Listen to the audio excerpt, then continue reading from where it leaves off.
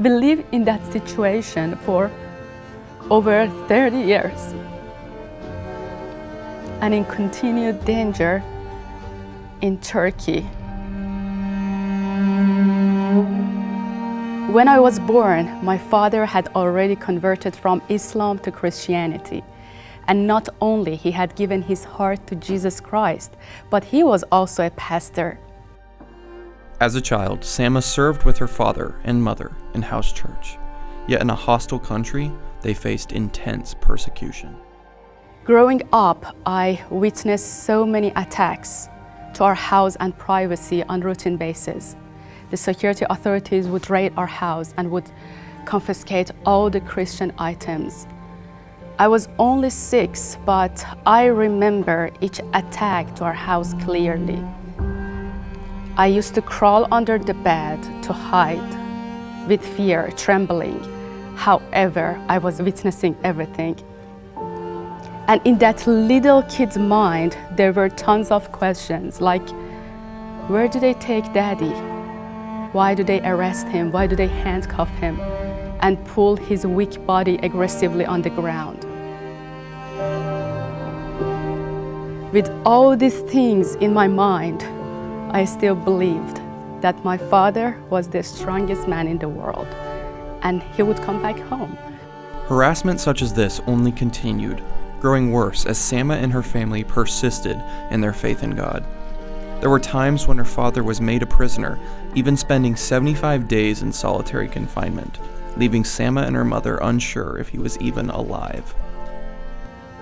It was only me and my mom at home.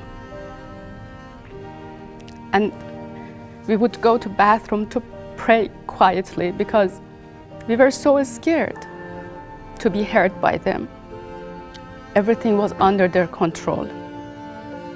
Our telephones were under control and we were being followed everywhere. And their shadows would not leave us alone even for a moment. As a Christian woman, I tried to practice my faith in a country where I was arrested, interrogated, threatened, sexually harassed, lost my job for no reasonable excuses, and denied from the most basic human rights. We live in that situation for over 30 years and in continued danger in Turkey. When the danger finally grew too much, Sama and her family fled to Turkey, still hiding from the government and moving from church to church with no home to call their own.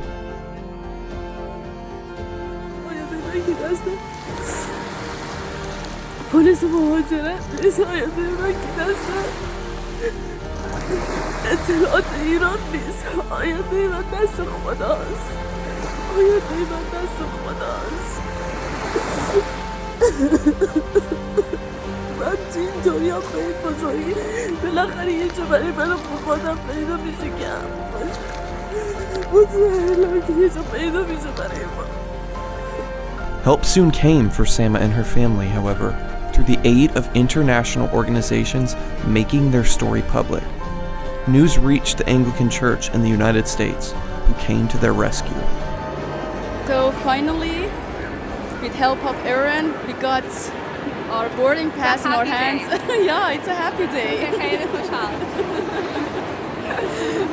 Thank you, Aaron. Thank you, Aaron. Our angel. Here, Aaron, thank you. And now that I am living in a free land, my heart is still with my brothers and sisters in Iran, in prisons, under the persecution. And I promised myself and to God to be a voice for them.